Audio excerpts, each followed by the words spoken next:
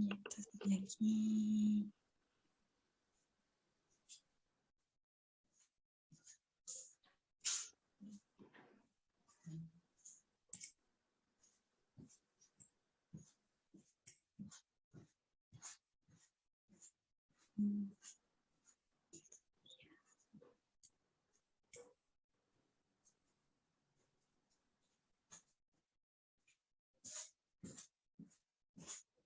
Esta zona.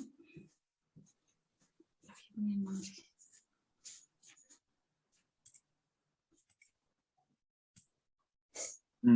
Y Caro también. Ah, sí, ambas están rayando. Ya. Pero no la escucho explicarme, pues, chica. Por favor, ¿qué está pasando? Ya, acá tenemos. No, voy a empezar por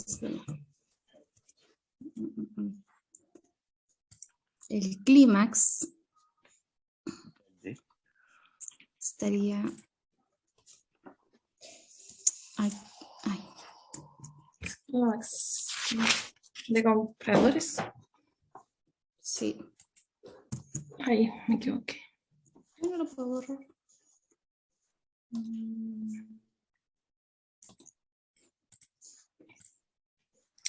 Me puse nerviosa.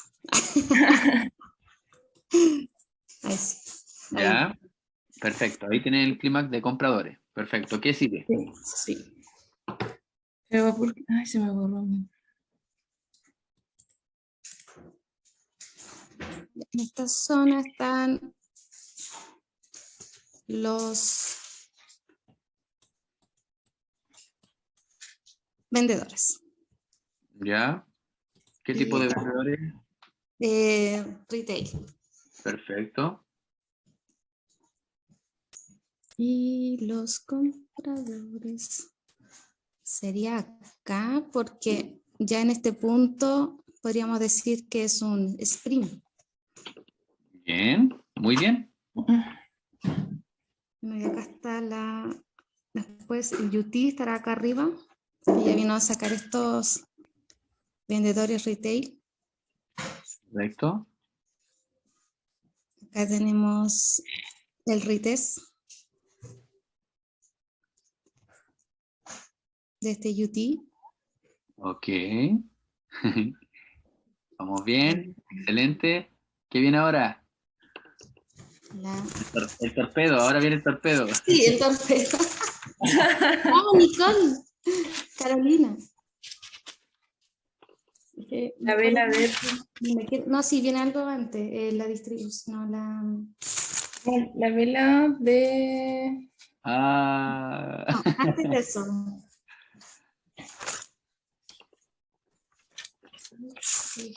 Yo le expliqué que era subjetivo la etapa de distribución y que puede estar ubicada en la misma vela de transición. Esa es la vela de transición. Justo la había pillado. ¿Ya? Y puede ser subjetivo, ¿ok? Entonces, en este caso, se dan cuenta de que acaban de analizar un método Wyckoff simplemente focalizando su atención en un lugar del mercado. Pero ese lugar en el cual están focalizando su atención era justamente previo a mitigar un punto decisional. Así Sí. que, ¿cómo van a culminar su aprendizaje de Wyckoff? Ya lo entienden. Lo que tienen que hacer es ponerlo en práctica. Y un Wyckoff con mucha relevancia es un Wyckoff que está en las zonas extremas del precio.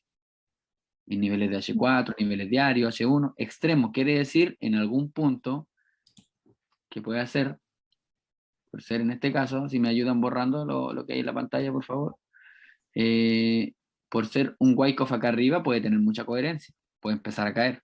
O un Wyckoff acá puede tener demasiada coherencia, porque justo acá hay un decisional que no ha mitigado. Entonces, ¿qué quiero que entiendan? Quiero que entiendan que un método Wyckoff es complementario con su estructura de mercado porque ustedes tienen que estar visualizando los puntos de interés más importantes, los puntos decisionales más importantes, y en base a ello, ustedes buscan sus puntos de entrada. ¿Les complicó ver ese Wyckoff? No. Esa es la idea, que no lo hagan complejo, que ustedes lo único que se están aprendiendo a memorizar son los nombres y los procesos y los ciclos, porque me da la impresión de que ustedes ya ven Wyckoff y lo identifican. ¿O me equivoco? Sí, Sí, lo veo. sí lo vemos, no que se equivoca. Que bueno, porque al final de cuentas Wyckoff es parte de una consolidación fractal. Y esa consolidación fractal se puede dar en 1 hora o se puede dar en 1 minuto. Quizás ustedes no estén viendo Wyckoff acá, quizás esa mecha también sea parte de un Wyckoff en minutos o en segundos. ¿Se dan cuenta que sí lo hay? Mm.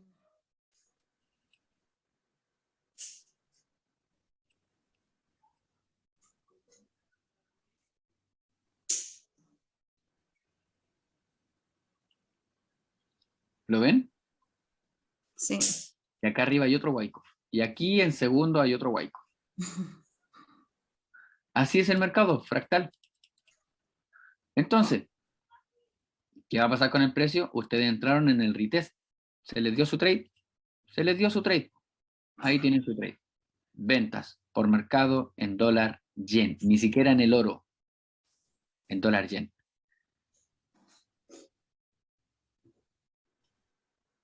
¿Cómo vas, Mine?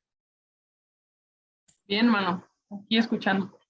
Ya, ahora definamos nuestro ciclo fractal nuevamente. Mine, acaba de romper el DH4, pero el hecho de que haya roto el DH4 no significa que ya empiece su etapa de retroceso.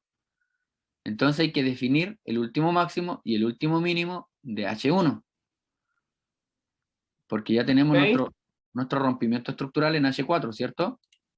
Ahí Correcto. está. Ahí Así está. es. Todo lo que pasó, estructura interna. Exacto. Entonces, si el movimiento en H1 probablemente empezó acá. Ujú. Probablemente. Y aquí abajo tenemos el nodo fractal a operar. ¿Qué estábamos haciendo hasta este momento? ¿Estábamos comprando o estábamos vendiendo? Vendiendo, Entonces, si estamos vendiendo, ¿qué hay que seguir haciendo? vender. Exacto. Ya tuvimos nuestro primer fractal que nos dio nuestra primera venta en este decisional. Lo curioso es que la venta no rompió estructura. Entonces, lo más probable es que haya sido un punto decisional de estructura interna. Correcto. Chicas, ¿ustedes me van siguiendo también? Sí. Sí, Si tienen duda, me interrumpen al tiro, por favor, ¿ya? Gonza, Ujú. Gonza, no voy ok. entendiendo. Así es simple. Gonza, Ya. Gonza, no voy entendiendo. Ya. Entonces, si el precio vino a mitigar este decisional y lo sacó con esa liquidez y generó liquidez, porque eso es lo que está haciendo, lo más probable es que venga a mitigar otro punto más alto. Sí. Entonces, al final de cuentas, esa caída fue nada más ni nada menos que una caída para un decisional de 15 minutos que nos dio un 1 a 11 quizás, un poco menos, Correcto. 5, no sé, como sea. Nos devolvemos 1 hora y evaluamos el precio. ¿Por qué no ha caído aún? Y es que en 1 hora tenemos Todavía hay liquidez arriba. y también tenemos nuestro decisional acá, porque ese para mí era un decisional de estructura interna. Entonces, ¿qué me está diciendo el precio? Que lo más probable es que venga acá y yo tenga que posicionar una orden pendiente a venta. ¿Por qué? Y por lo menos hasta acá. Y si ya no rompió esta, puede romper esta para seguir vendiendo. ¿Ok? Ujú. Si no me respeta este decisional, esperamos, ¿dónde? En el extremo del precio. Porque mientras no me ha roto estos puntos estructurales, no tengo por qué cambiar mi visión de mercado. Seguimos vendiendo. Entonces, ¿qué es lo que nos hizo confundir a nosotros recién? Que este punto decisional exactamente era un punto decisional, pero no de la estructura correspondiente a la temporalidad actual.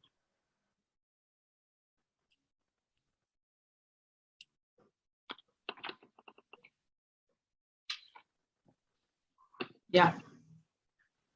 ¿Ahora sí? Sí. Creo que ya. Y ahora sí. Ahora sí. Ese era mi último punto más alto. Mi high en H1. Y este era mi último punto más bajo. Mi low en H1. En base a lo que tú has aprendido de la operativa de Smart Money y Intra, es que así se ve tu precio. Así se está viendo tu precio. Ahora, si tú quieres considerar este punto decisional, debes empezar a ver los posibles objetivos del precio para llegar hasta allá arriba. Y eso es lo que vamos a visualizar. Entonces nos vamos a bajar a 15 minutos quizá y vamos a empezar a ver dónde está la última order block. Y la refinamos. Está ahí y está hasta acá arriba. Ok. Ya, si está refinada, ¿qué voy a hacer yo? Utilizo la cuadrícula de Gann.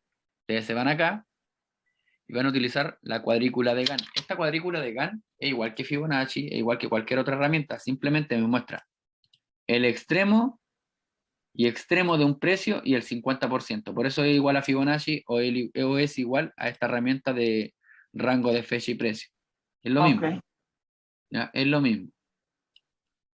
La cuadrícula de Gann, con la diferencia que yo la utilizo para poder medir la order block completa. ¿Ya? En este caso estoy midiendo la última order block alcista de un punto decisional para saber si el precio va a reaccionar en el open, en el 50% o en el máximo de cotización. No en el cierre, en el máximo. Y curiosamente, ahí es donde tengo que esperar a evaluar cómo llega el precio. Si el precio está subiendo y formando liquidez, lo más probable es que se lleve esta liquidez. Saque esa liquidez retail. Quizás llegue y me forme un patrón Wyckoff. Tire un mechazo, mitigue el extremo y caiga.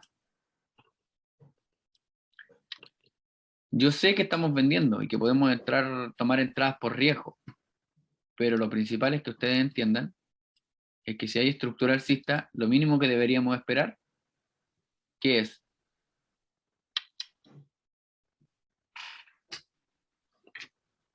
¿Qué es?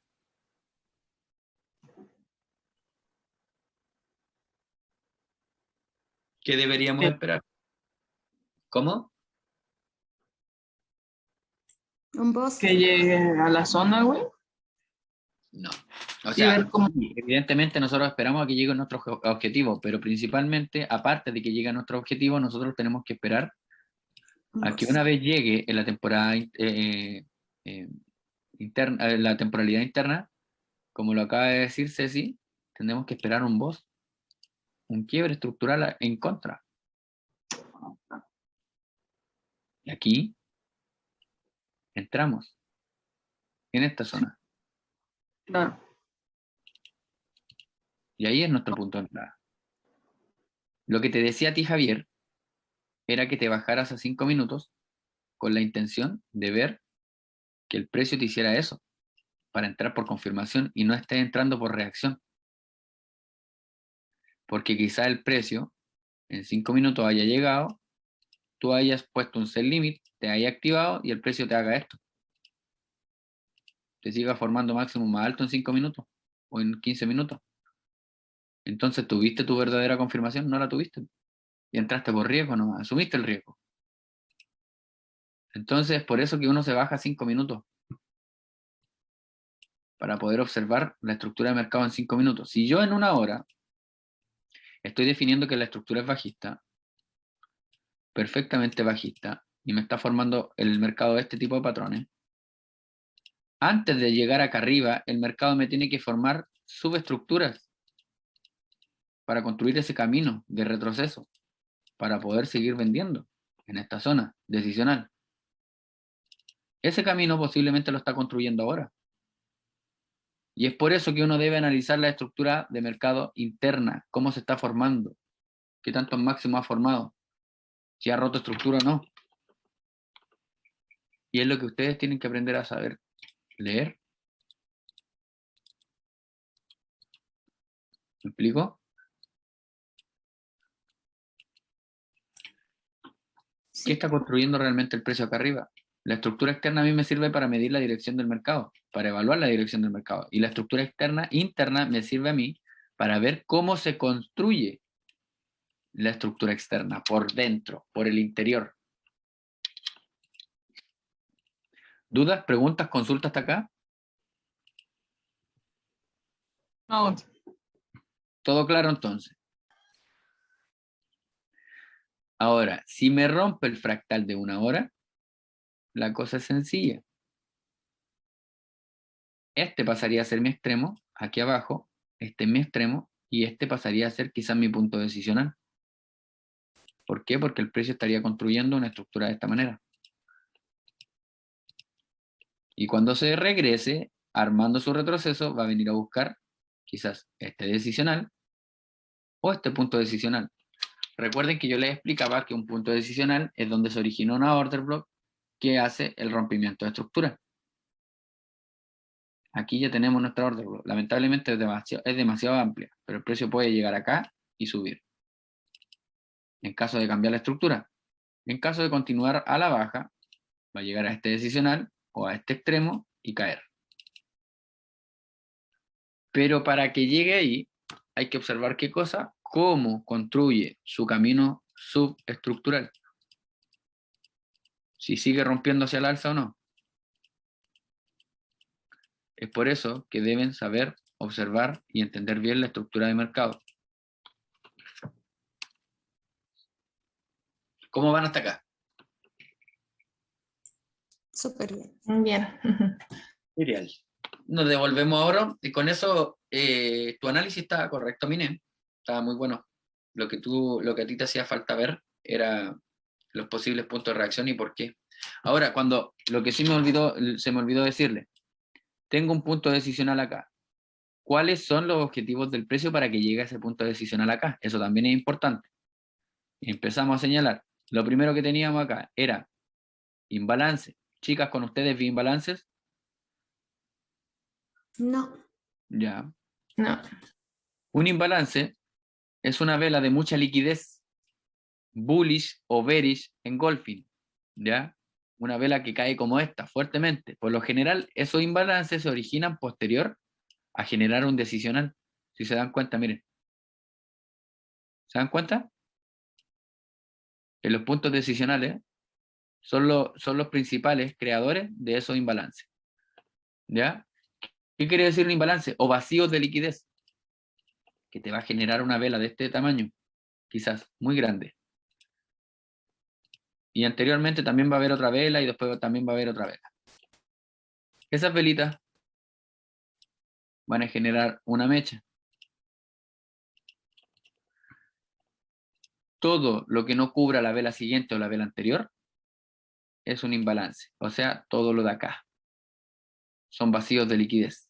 Y el mercado es adicto a rellenar esos vacíos de liquidez. Adicto.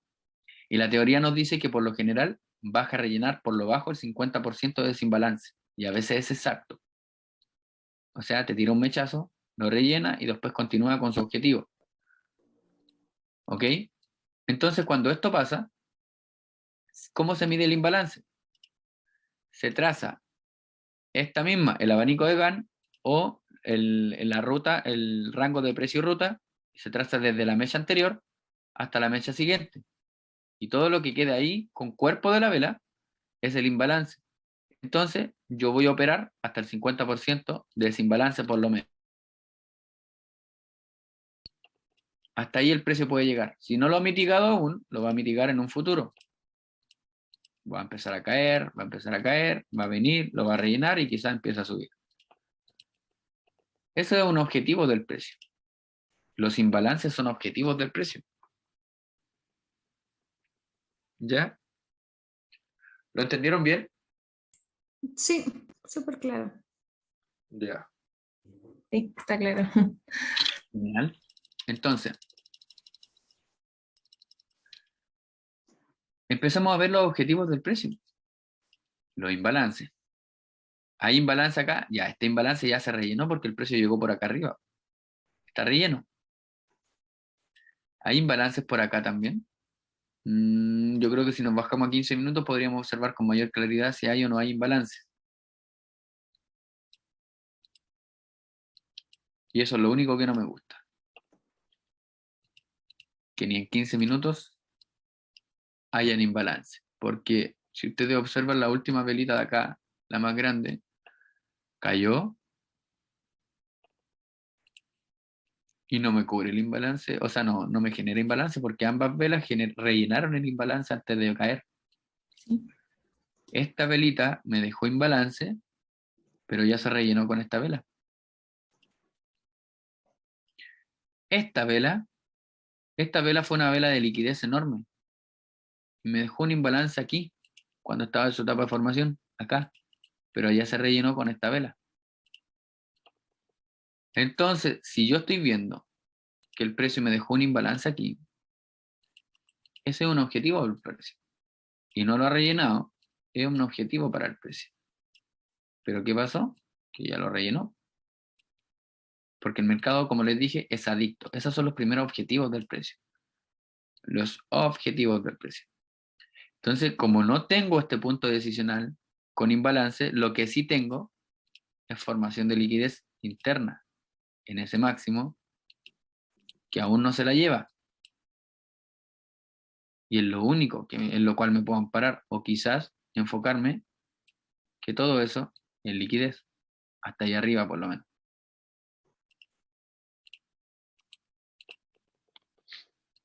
Mine, ¿me va siguiendo? Sí, Gonzalo. Entonces, cuando yo le doy atención a un punto decisional, mínimo ese decisional debe tener imbalances o puntos de liquidez a mitigar para que yo asuma que el precio pueda subir por lo menos hasta ahí. Pero lo que me estoy dando cuenta es que ese punto decisional no es nada más ni nada menos que liquidez. Entonces lo más probable es que el precio venga y arrase con esta liquidez y mitigue el extremo.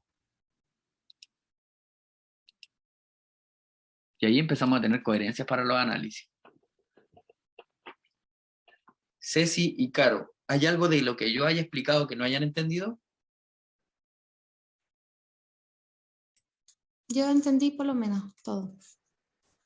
A mí me cuesta ver aún en los lugares donde hay liquidez. ¿Te cuesta ver aún? Sí, es que no he visto como nada explicativo. O sea, no hemos pasado No hemos eso. visto eso todavía. No hemos visto No. eso todavía. Entonces, Entonces, no. Cuando hablas me quedo ahí como, ¿qué? ¿Dónde? ya, con ustedes sí vi el chartismo. ¿O no? No, Ahora le íbamos a pasar. Ah, verdad que con ustedes me estanqué en otros temas de estructura de mercado. sí. Ya. Bueno, cuando entiendan cuando esta clase no va a ser el chartismo, porque ya estuve explicando estructura, Wyckoff y todo el asunto, y ya se nos ha pasado bastante rato en eso, sería como ilógico irracional que me cambie a chartismo ahora. Lo vamos a ver mañana, ¿ya? Por ahora vamos a seguir viendo lo que es estructura de mercado, los puntos de liquidez y esas cosas, lo vamos a ver más en profundidad mañana. La pregunta del millón, ¿cómo le fue en la clase de ayer? ¿Con qué dudas quedaron? Yo no quedé con dudas. Yo Sa- tampoco. O sea, como lo más general. Que tampoco sé mucho sobre los brokers, así que no sé mucho aún qué preguntar. Ya, pero ¿te enredó más, Luis? ¿O te... No, fue súper claro. Sí, le entendí casi todo. Ya, pero ibas entendiendo más o menos cuántos tipos de broker existían, ¿cierto? Sí, Él eso. habló de los broker market maker, habló de Sí, los broker SN y STP, sí. sí, ¿ok? Lo mismo que yo también explico en los videos introductorios, ¿cierto? sí, lo tuve que ver de nuevo el otro día, entonces ya me acordaba de todo eso. A ver, lo que tienen que tener en cuenta ustedes dos es que un broker siempre va a ser la casa y la casa jamás va a perder. Sí, Entonces un broker vive de las comisiones del mercado y vive exactamente de todo este proceso, este ciclo. Entonces, lo ideal es que ustedes estén operando en un broker STP, más que en un market maker, ¿ya? Porque cuando yo incentivaba a operar en XM es porque XM daba muy buenos bonos, pero XM no deja de ser un broker market maker. Y prácticamente las negociaciones con XM no son como uno lo espera. Y es porque lo mismo que explicaba Luis ayer, ellos tienen su mesa de negociación directa y después la mandan al mercado. ¿Me explico? Entonces, Market Maker hace todo lo contrario a lo que ustedes están haciendo para no estar perdiendo su dinero. Y las complicaciones se vienen cuando ustedes quintuplican su capital. Entonces, ¿es importante entender eso en la parte de los brokers? Por supuesto. También entender por qué eligen un broker. Al minuto, ustedes, la pregunta del millón, cuando han analizado, ¿se han ido por intradía o se han ido por scalping? Ambas. Ok, Yo más por scalping. ok. Entonces, si se han ido por intradía y scalping, ¿creen ustedes que es apto que le estén cobrando una alta comisión al ingresar al mercado? No. ¿Y por qué es importante entender eso? Porque si ustedes están obteniendo operaciones cortas y el broker se enfoca en cobrarles comisiones grandes con altos spreads, lo más probable es que ustedes no estén obteniendo el beneficio esperado, porque si ustedes van por un ratio de 15 pip o de 20 pip y le están cobrando 3 pip de spread, prácticamente le están quitando casi el 1% de su inversión o de su ganancia, ¿o no? Sí. Entonces, es importante que ustedes empiecen a buscar los brokers que les ofrezcan las mejores condiciones del mercado a ustedes. ¿Y eso por qué? Porque al final de cuentas, su carácter operativo va a definir con qué tipo de broker ustedes pueden operar. Y es ahí donde el broker entra y le empieza a ofrecer de todo, ¿no? Que acá tenemos bajas comisiones, acá no cobramos SOAP. Entonces ustedes van a empezar a entender cómo funcionan las comisiones en esta clase. Ayer les explicábamos gestión de riesgo, gestión de capital y dijimos que hoy día íbamos a culminar con lo mismo, pero un poquito más focalizado, ¿no? ¿Eso dije? ¿O no? No lo recuerdo. No lo recuerdo. Imaginaba.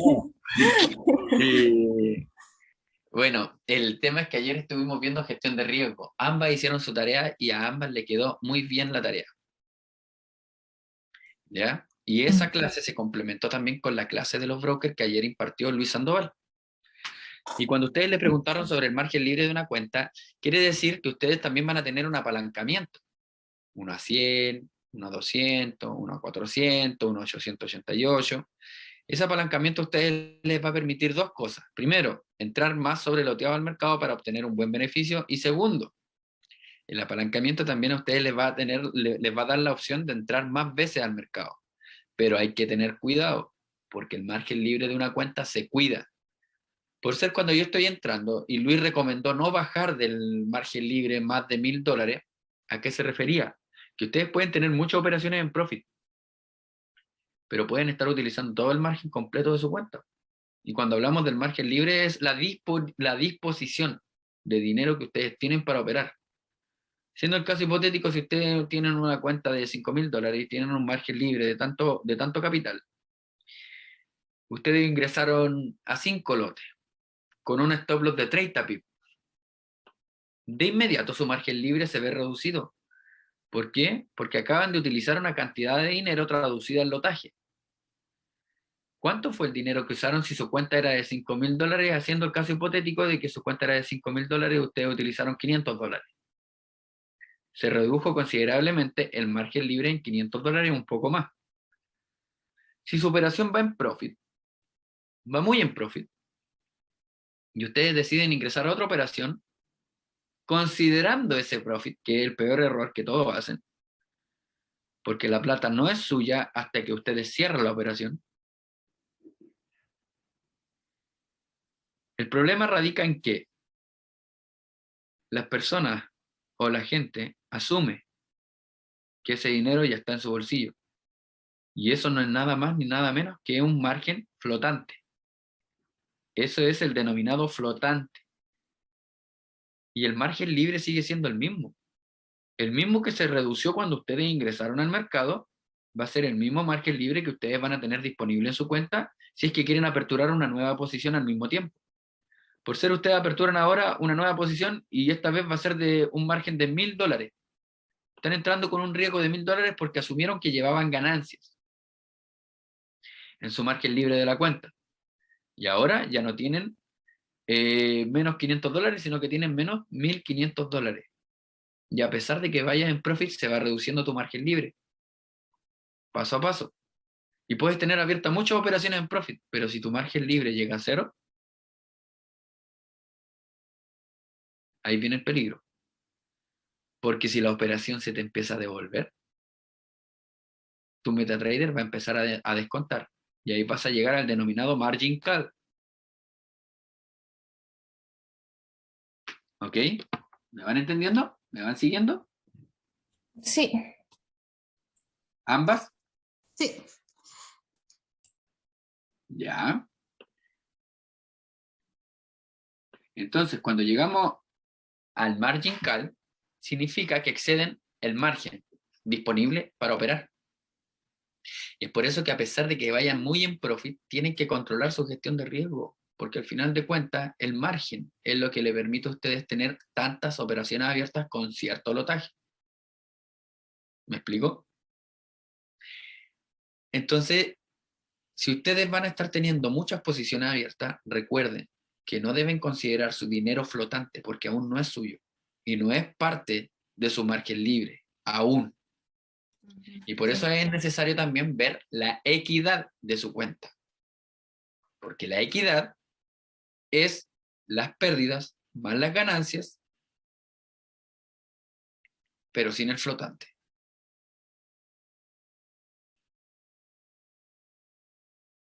O sea, perdón, pero con el flotante. ¿Qué quiere decir? Que va a ser la suma y la resta de todo el capital que ustedes estén trabajando en ese momento. Esa es la equidad. Por eso ahí le dice a ustedes equity. Cada vez que operan en un MetaTrader. Y en su MetaTrader a ustedes les va a empezar a aparecer balance, equidad y margen libre. Balance, equidad y margen libre. ¿Ya? ¿Me van entendiendo? Sí. Sí.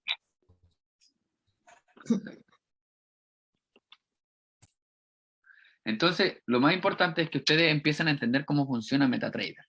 Porque ahí van a empezar a enlazar su orden. Pero antes de entender cómo funciona MetaTrader, deben entender cuál es su carácter operativo. ¿A cuál se adecuan más? ¿Un swing? ¿Un scalping? ¿Un intra? ¿Por qué? Porque al mismo tiempo van a tener que saber cómo son las comisiones de los brokers. Si yo entiendo que un broker me va a cobrar una comisión un poco elevada y mi trade va a ser así de corto, lo más probable es que cuando yo ingrese al mercado, el spread sea de este porte. Y si el spread es de este porte y yo había calculado este stop loss, tengo que sumarle ese espacio más a mi stop loss. Entonces mi stop loss se amplía. ¿Por qué se amplía? Porque el spread se está llevando un buen espacio de mi operación al ingresar al mercado, porque es parte de la comisión de las cuales ellos se llevan. ¿Ok? Entonces tenemos el precio del bid y el precio del ask. El precio del bid es el precio que estamos dispuestos a comprar y el precio del ask es el precio en el cual el proveedor está dispuesto a vendernos el activo. Entonces, lo ideal es que nosotros busquemos el precio más barato en el mercado. Pero ¿a quién tenemos que acudir para comprar ese precio más barato de los activos en el mercado? A los brokers. Y ahí empieza el negocio. Porque los brokers son oficinas de cambio que trabajan en base a comisiones. Y como trabajan en base a comisiones y son oficinas de cambio, ellos tienen que vivir de las comisiones. Entonces, el mejor broker no es el broker que te cobra 0 comisión, sino que el que te da las mejores condiciones para operar en el mercado o el precio más cercano al activo. Porque a ti te puede cobrar 0 comisión de spread y te va a dar el punto de entrada exacto en el mercado. Pero como lo dijo ayer Luis, cobramos 0 spread, pero cobramos por lote operado o lote ganado, ¿o no? Ese es otro tipo de comisión que cobra el broker. ¿Van entendiendo? Sí. ¿Sí? ¿Seguras? Yo sí. Sí. Ya. Entonces, hay brokers que te cobran la comisión al entrar al mercado y esa comisión se le denomina spread. Y hay brokers que no te cobran esa comisión y como tú tienes un swing trade abierto, te van a cobrar la comisión al terminar de cerrar esa posición. Y a eso se le denomina el SOAP. ¿Ok? Al terminar una sesión, cuando tú te excedes de una sesión, Me refiero al excederme de una sesión, hago referencia a qué. Hago referencia a algo tan sencillo como entender que ustedes operaron más de la sesión de Nueva York. No cerraron su posición en Nueva York, operaron el rango asiático completo con una sola orden de compra o de venta. Esta orden se demoró Nueva York, el rango asiático, 2 días, 3 días, 4 días. Ok. Ahí el broker se va a llevar una comisión denominada swap por mantener tu posición abierta tanto tiempo. Ese otro tipo de comisión que se lleva el broker. Entonces, en ocasiones, no te van a cobrar spread, pero sí te van a cobrar el swap. Pero no asuman que un broker no les cobra comisión, porque no es así. Siempre se va a llevar la comisión en broker por cada orden que ustedes tengan, siempre. También hablábamos de los SOAP positivos. Ayer Luis explicó los SOAP positivos. ¿Lo entendieron o no lo entendieron? No, ya. Eso no lo entendí. El SOAP positivo, por lo general, el oro es macrotendencialmente alcista, ¿o no? Lo mismo pasa con el Nasdaq o con los índices. Ahí estaba Natalie. No te preocupes, Natalie. Que te vaya bien. El swap positivo, porque también hay swap positivos que los brokers te los pagan cuando tú operas en contra de la tendencia original del activo. En ocasiones. Un broker paga swap positivos a los traders, por supuesto, también paga comisiones positivas. No solamente te quita. ¿Pero por qué? Porque muchas veces esas comisiones incentivan a que el operador opere en contratendencia. Y eso les puede jugar en contra muchas veces psicológicamente. El broker sabe cuál es la tendencia original del precio y del activo. Y ahí es donde se cobran los SOAP positivos. ¿Ok? ¿Cómo vamos? Hasta acá. Bien. Excelente. Bien. El Felipe tiene una duda. Está de oyente. Hola, pedí autorización para estar de oyente, me dejaron. Ah, no se vale. Solo oyente, solo oyente. Oye, Ya. consulta con eso, Gonza, con respecto que aquí se paga el swap positivo, pero lo pagan los proveedores de liquidez. Exacto. Ahí me entra la duda, ¿son los inversionistas finalmente los que deciden cuándo, cuánto? Eso es lo que yo no sé, cómo... Ahí te voy a ayudar de inmediato. Por ser, lo que debes tener en cuenta principalmente es que los brokers tienen proveedores de liquidez dependiendo del tipo de broker. Por ser un market maker no necesita proveedores de liquidez porque son ellos mismos los que proveen la liquidez al mercado. Ya. Entonces ese es el principal punto que tú tienes que empezar a diferenciar. El segundo punto que tú debes diferenciar es el broker STP y el broker SN. El STP es un broker intermediario entre tú y que conecta con el proveedor de liquidez y con el mercado. ¿Ok? Él conecta tu orden directo al mercado, entonces ese broker STP se va a llevar tu comisión. Y no tan solo la tuya, sino que también la del proveedor de liquidez y así va a empezar a rendir. Pero la diferencia está en que ese proveedor de liquidez les pone las condiciones en el mercado a ese broker para que operes. La pregunta es, ¿quiénes son esos proveedores de liquidez? ¿Se han puesto a averiguar un poco, por ser en Multibank, cuántos proveedores de liquidez tienen? En el broker Multibank. Multibank tiene más de 50 proveedores de liquidez. ¿Y eso para qué lo necesita un broker? Para capitalizarse. Entonces les dicen proveedores de liquidez, pero recuerdan que ustedes vieron que el dicho del banco de los bancos, cuando los bancos hacen sus préstamos o cosas como esa, o hacen inversiones Claro, también. el broker va a ver la confianza según el dinero que tenga y también cómo se mueva, o sea, tienen que hacerle como un estudio de cómo, si es rentable prácticamente. Exacto. Antes de pasar a la etapa de regulaciones, vamos a entender primero cómo funciona el sistema. Y lo principal es que ustedes entiendan que el sistema y las regulaciones son una cosa que van muy, muy de la mano. Y por eso es tan importante. Ayer habló de regulaciones que no eran tan necesarias acá en Sudamérica o en América Latina. Pero ojo, es de ahí mismo de donde se afirman los brokers para obtener malas regulaciones. Ya vamos a llegar a ese punto. Lo principal es entender una cosa. Son los mismos bancos, los proveedores de liquidez, que invierten en este tipo de negocio. Porque ustedes creen que los bancos no saben que ustedes invierten en tipos de contratos CFDs. Entonces, como su inversión está en dólares, a ellos también les conviene que ustedes inviertan y que le abran las puertas al mundo de la bolsa bursátil. Pero también saben que el precio ellos lo manipulan y que al final de cuentas, si un proveedor de liquidez es el que te pone las condiciones del mercado, es porque ellos son los dueños de ese mercado. Entonces, deben entender otra cosa. Un proveedor de liquidez les pone las condiciones no tan solo al trader, sino que también al broker. Porque un broker que depende de la capitalización de un proveedor de liquidez es quien depende del inversionista, 100%.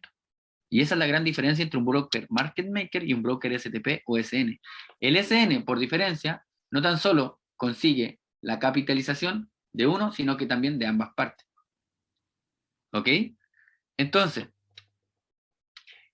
¿qué deben entender con respecto a esto? Que un broker STP se adecua a las condiciones que les imponga un proveedor de liquidez. ¿Quién puede ser un proveedor de liquidez? Ya lo expliqué. Los bancos, traders de posición, grandes empresarios e inversionistas, ¿ok? ¿Y qué pasa con esto? Que al final de cuentas, ustedes deben entender que los mismos proveedores de liquidez son los que proveen también las regulaciones, por si es que no sabían. ¿Recuerdan cuando les decía o cuando les enseñaba en la parte fundamental que ahora están complementando con esto? Que los mismos bancos se encargan, los bancos centrales se encargan de regular organizaciones o capacitar instituciones financieras. Y hasta de levantar sus mismas restricciones Exacto. Entonces se están dando cuenta que el sistema 100% le pertenece a ¿quién? a los bancos. Entonces, estamos jugando el juego de ellos. Eso es lo primero que tienen que tener en cuenta. Y para un banco, dar una regulación no es llegar y dársela. Por ser, a mí me pasó hace un tiempo atrás, que por ser el director del broker Aurea, se demoraba en darme un retiro de un cliente que había intentado depositar ahí. ¿Por qué se demoró tanto? Porque él lo que necesita primero es ir al banco para poder hacer la devolución efectiva y confirmar y que el banco le dé la autorización correspondiente para hacer el retiro de liquidez que se acaba de depositar en esa misma cuenta. Y así va funcionando. Es un tema un poco más engorroso, más aplicado, pero deben entender que un director de broker, que sea de un broker STP, depende 100% de su banco o de su proveedor de liquidez para hacer cualquier otro movimiento o transacciones. Así funciona. Entonces, es por eso que es tan importante tomar esas clases en cuenta. Porque como hay regulaciones buenas y regulaciones malas. ¿Quiénes son los que entregan las regulaciones malas? ¿Se hacen alguna idea? Market maker. Puede ser, sí. Pero, siendo más objetivo, el tema de quién entrega una regulación buena o una regulación mala son los mismos proveedores de liquidez. Es como tener el producto fruna y el producto de calidad. ¿Por qué? Porque evidentemente no todos los brokers van a tener la capacidad adquisitiva de poder pagar una buena regulación. ¿Y qué te asegura a ti una regulación? Que si un broker se esfuerza en pagar una regulación altamente costosa, es porque ese broker intenta demostrarle al público que es confiable. Y que si tiene la capacidad adquisitiva de pagar una buena regulación es porque tiene la misma capacidad adquisitiva para poder pagar o proveer liquidez a los clientes que estén invirtiendo con el broker. Entonces, demuestra estatus tener una buena regulación, como también demuestra seguridad para los clientes. Porque la regulación más buena son las regulaciones más caras. Y es por eso que un broker que está con marca blanca, como lo explicaba ayer, un broker con marca blanca depende de un broker más antiguo para poder iniciar en el mercado. Aurea era un broker que dependía de la marca blanca de GNT. Y actualmente Aurea se acaba de independizar y ser un broker sólido, STP. Y ahora este mismo broker que acaba de crecer puede formar su propia marca blanca y hacer crecer además brokers más pequeños. ¿De qué le sirve a un broker eso? Lo mismo de que le sirve a un banco tener un broker. Crecer colectivamente. ¿Me explico? Sí. Sí, por mi parte, sí. Entonces, una regulación buena la provee un proveedor de liquidez, como también provee una regulación mala. Entonces, parte de todo este sistema también pertenece a las mismas instituciones. Y así lo van a empezar a asimilar ustedes. Entonces, acá ustedes van a empezar a entender que si un broker tiene una buena regulación, literalmente no creo que tengan problemas en su retiro. Y acá en Sudamérica, lamentablemente, solamente necesitan regulaciones como la FCA, o en toda Latinoamérica, y lo peor de todo es que regulaciones como la FCA, hay 3. Me refiero que tipos de regulaciones como la FCA, hay 3 tipos. Y la van a entender en la siguiente clase, cuando hablemos de las regulaciones más en profundidad. ¿Por qué? Porque ahí es donde la gente se confunde. Y no sabe distinguir cuál de estas 3 regulaciones que están acá en Latinoamérica es una de las mejores, y al final de cuentas es prácticamente lo mismo, las 3. Y por eso es que existen otro tipo de regulaciones denominadas la BaFin. No entiendo por qué no ha abierto la diapositiva. Antes de finalizar la clase, les voy a explicar un poquito ese tema de las regulaciones, ¿ya? Para que las vayan entendiendo un poquito mejor.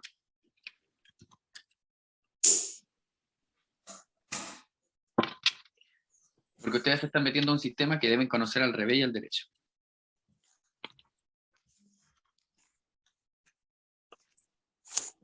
Oye, Gonza, y haciendo un paréntesis ahí, según tu perspectiva y tu experiencia con broker, con distintos brokers, yo la verdad es que he tenido 2 brokers, XM y ahora a Market, y como te decía hoy día, tienes de spread 1, 1.5, bueno, sale el número 10 abajo del par, pero se entiende que un pips es SN. Entonces, ahora como estamos aprendiendo el tema de regulaciones, claro, me voy a meter un poco más a fondo a ver qué tan confiable es, en el sentido de, por ese lado. Mira, un broker te tiene que ofrecer en su página oficial 3 cosas importantes. Lo principal, la comodidad que te ofrece como broker. Lo segundo, ¿qué accesibilidad tiene? Las 3 cosas más importantes te estoy mencionando yo, porque acá te estoy mandando, cuando dice tipos de broker, te nombro 4 puntos importantes. Pero en su página principal te tiene que mostrar sus comodidades, sus regulaciones, ¿ok? Y la accesibilidad, porque los mercados, eso es parte de saber qué mercado te gusta operar a ti, ¿ya? Porque a veces uno entra al broker y ve la carpeta de activos que tiene y no encuentra el oro, o no encuentra Tesla. Y ahí es donde empiezan a preguntar, pero oye, ¿por qué no tengo acá Tesla? No contamos con ese activo. Pero eso es parte de también, de su cultura como trader o como comerciante. Por ser acá en tipos de broker, ustedes tienen que tener en cuenta varias cosas. La regulación en su página principal tiene que estar sí o sí. Si no tiene regulación, no es sinónimo de que el broker no les pague. Pero si un broker no se esfuerza en pagar una regulación, dudo que tenga la capacidad adquisitiva para poder pagar o solventar alta liquidez cuando estén haciendo retiro, ¿o no? Sí. Claro. Entonces, hay que utilizar un poquito el sentido común y la lógica. O sea, si un broker se esmera en tener varios premios anuales, como uno de los mejores brokers en pago, en liquidez, en rendimiento, fondos de inversión, porque un broker genera muchos tipos de negocio dentro de su mercado. También deben entender eso, por ser lo que explicaba Luis también ayer, y que el broker también tiene un fondo de inversión, tiene un trading de alta frecuencia que es a través de un bot, tiene cuentas MAM, cuentas PAM, y esos tipos de inversiones son inversiones alternas que van corriendo prácticamente en automático para ustedes, y ustedes lo único que hacen es supervisarla a través de sus móviles. Entonces, eso también es importante. ¿Qué comodidades te ofrece el broker? Y dentro de las comodidades también está el tipo de operativa. O sea, si ustedes van a estar entrando a una operación scalping, lo ideal sería que no les esté cobrando spread tan alto. Entonces ahí también ustedes pueden negociar con el broker. Oye, ¿sabes qué? Yo soy un operador scalper. Se van a comunicar con cualquier asistente. y no me gusta que el broker me esté cobrando tan altas comisiones, por lo menos al ingresar al mercado, ese tipo de comisiones, hay algo que se puede hacer, y ahí ustedes empiezan a conversar con los mismos asesores, sus asesores de cuenta. Y ellos le dicen, a ver, ¿de cuánto es tu cuenta? No, mi cuenta es de $500, pero esperemos un poco más, quizás te van a decir, quizás tu cuenta crezca un poco más, si demuestra rentabilidad, podemos llegar a un acuerdo con el broker y el broker te baja las comisiones. Y eso es lo que hacen con los traders más avanzados, los negocian de esa manera. Entonces, por ser yo he tenido cuentas de $5.000 en el broker BDS Wiz, no lo conocía, pero me di cuenta que era un broker que pertenecía, si no me equivoco, no me acuerdo ahora en este momento si era Salvador o República Dominicana, y resulta que era un broker que se había esmerado por pagar sus regulaciones y al mismo tiempo se negociaban las comodidades, o sea, me refiero al spread o cosas como es. Y otra cosa, tener en consideración es la accesibilidad, o sea, ¿qué sacan ustedes con estar entrando a un broker que esté regulado si no tienen buena accesibilidad a la hora de comunicarse con un junior broker o con un asesor de cuenta? Y le está respondiendo un bot prácticamente. Sí, mira, en Entonces, este caso yo con este broker, todo lo que comenta, sí, de hecho, WhatsApp directo y respuesta prácticamente, podríamos decir, inmediata, o sea, ni- es difícil que te respondan al tiro en todos lados, así que para claro, mí no pasaba mucho tiempo, ni siquiera una hora, tenía respuesta, la página es amigable, pero claro, pues quería entender un poco más allá. Ahora mi pregunta igual iba un poco a que si para ti un 1 punto y fracción máximo, pensemos 2 pips de spread, ¿es bueno o tú tienes otra recomendación en cuanto a broker para operar oro, hablo yo? depende de ti, depende. Yo puedo decirte, para mí, 2 pips es demasiado. Para mí, porque yo opero alta precisión, pero no siempre opero alta precisión. Y es relativo. Entonces, a ti como operador, ¿qué es lo que más te acomoda? ¿Cuántos trade swing tienes? ¿Cuántos trade intradiarios? Tienes que evaluarte tú como comerciante antes de saber si realmente eso te sirve o te perjudica. Eso es lo que le intento decir también a las chicas. Si realmente ellas como comerciantes operan swing o operan scalping, tienen que ver su perfil operativo para saber si realmente el broker le está beneficiando o perjudicando con sus comisiones. Y el tipo de accesibilidad también lo deben tener también en su página web inicial. Entonces eso también habla bien de la perspectiva que ustedes tienen como broker. Y en esa página inicial también les tiene que mostrar no tan solo la accesibilidad, los tipos de mercado también, y las comodidades y las regulaciones. Chicos, las regulaciones es muy importante, porque un broker de verdad que se esmera en pagar buenas regulaciones, es un broker que se está esmerando por ser algo más que un broker. Por ser también otra cosa que mencionó Luis ayer, es que ellos quieren ser proveedores de liquidez. ¿Se dan cuenta que los proveedores de liquidez están por encima de los brokers? Sí. Ya, pero no quiere decir que dejen de ser broker por ser proveedores de liquidez. Ellos pueden proveer liquidez a los demás brokers que le estén dando su marca blanca. Entonces, un broker es como un banco, pero más chico. Y así van aumentando. Primero empiezas como un hedge funds. Después pasas a un broker como marca blanca. Posterior, te vuelves broker independiente. Después pasas a ser un proveedor de liquidez quizás. Y sobre los proveedores de liquidez pueden estar los market makers o en el mismo estatus. Y posterior, puede venir tu etapa más buena, ser un banco comercial. Entiendan una cosa, que el banco le dé una rentabilidad del 5% interanual o del 2 o el 3% interanual es porque el banco también combate la inflación. ¿Y qué asegura el banco con tus ahorros dándote esa rentabilidad? Asegura que tu dinero no se devalúe mientras la inflación continúa. Eso también es algo que a esta altura, en este curso, ustedes ya deben entender al revés y al derecho, ¿o no? Sí. Entonces, si ustedes van a entender que el broker va a funcionar como su fondo de inversión o su fondo de pensión en futuro, deben elegir bien el perfil del broker que ustedes estén utilizando. Porque ahí es donde va a estar su dinero. Ustedes ya se dieron cuenta que el dinero no se lo pueden dejar al banco, que lo pueden trabajar ustedes mismos y sacarle más producción y rentabilidad.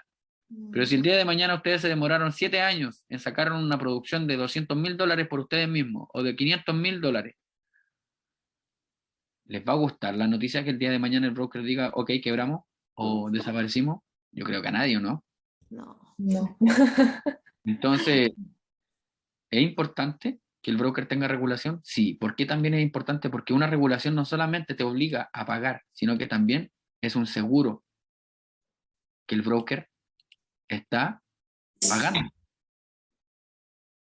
Es un seguro. Y me lo explicaron así. Mi asesor de cuenta de BDS Wiz me explicó que la regulación que uno paga muchas veces te da para solventar crisis por los seguros que incluyen las regulaciones. No es llegar y pagar una regulación simplemente por el título de regulaciones. Incluyen seguros. ¿Ok? Tipos de broker. Tenemos XM, Aurea Capital, los que yo recomiendo. Ya, los que yo recomiendo. No quiere decir que sean buenos al 100%, pero los recomiendo. ¿Por qué? Porque por lo menos tienen pronta respuesta. Por lo menos tienen regulaciones. Acá yo no voy a poner ni un broker que no esté regulado, perdón. ¿Ok? Igual, es ideal que también estos brokers ustedes los sepan reconocer con sedes, que tengan una sede física y que no sean solamente virtual. Por ser en este caso Aurea Capital Market, que es el broker en el cual trabaja directamente Luis, ya no tiene sede física. No sé si ustedes sabían o se habían enterado, pero este broker lamentablemente le quitaron su sede física porque los dueños se divorciaron. Es lo que O te sea, mostraba en el video. Luis Sandoval y Mike Oria tuvieron una disyuntiva y su sociedad se vio afectada, en el cual ¿cómo se llama? Eduardo Abarca.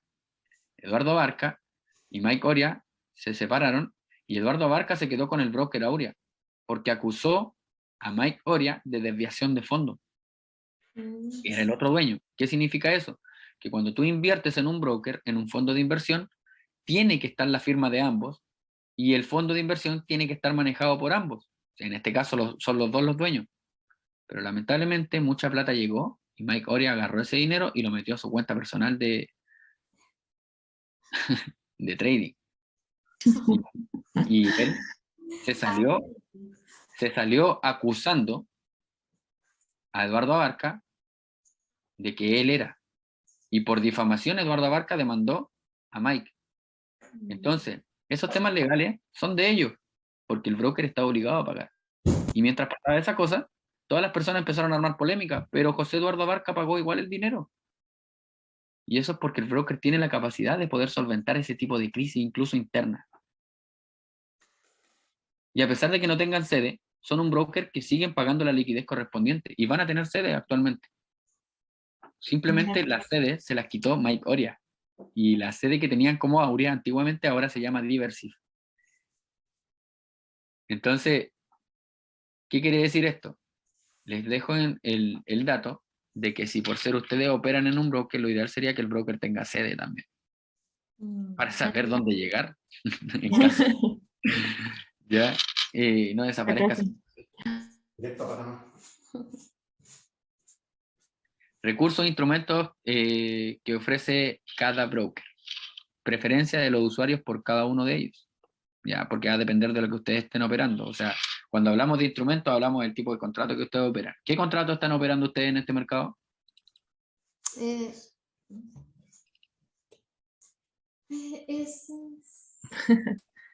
¿Qué pasó? Contratos por diferencia.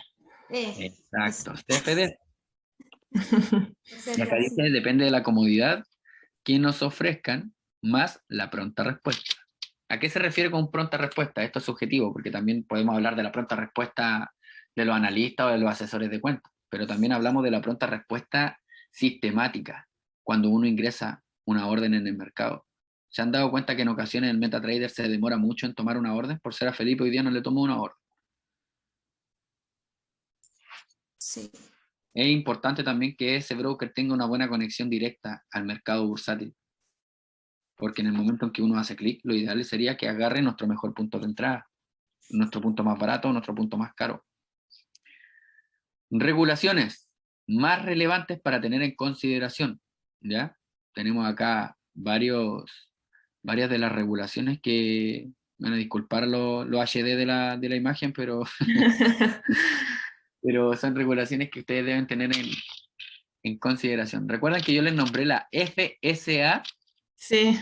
Es una copia barata de la FCA. De la Ah, sí. FCA. Y yo pensaba, y no era FCA, decía yo.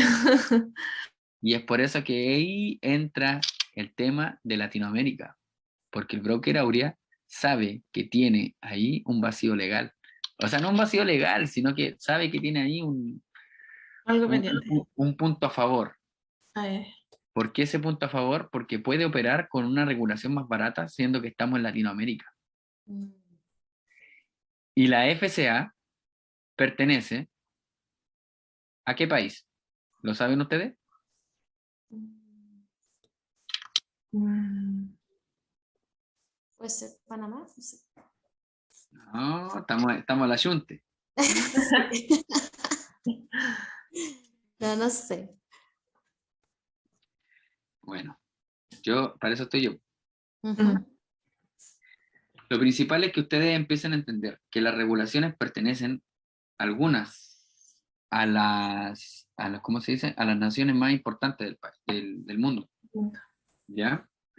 Hay regulaciones que pertenecen a Estados Unidos y esta tiene su sede en Ámsterdam, ¿ya? Entonces las regulaciones más caras por lo general provienen de esos países, como la de Alemania, que es la BaFin también. ¿Ok? Sí. Y todas esas regulaciones son las más caras porque al final de cuentas están trabajando con dinero de manera internacional.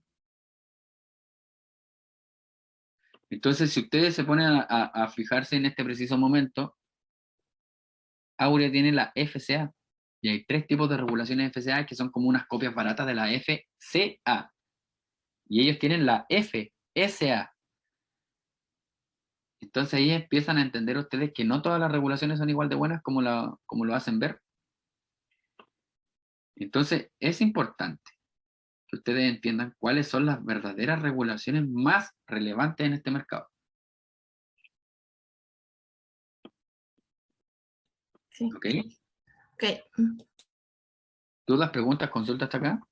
No, yo no. Ok. Entonces, en conclusión,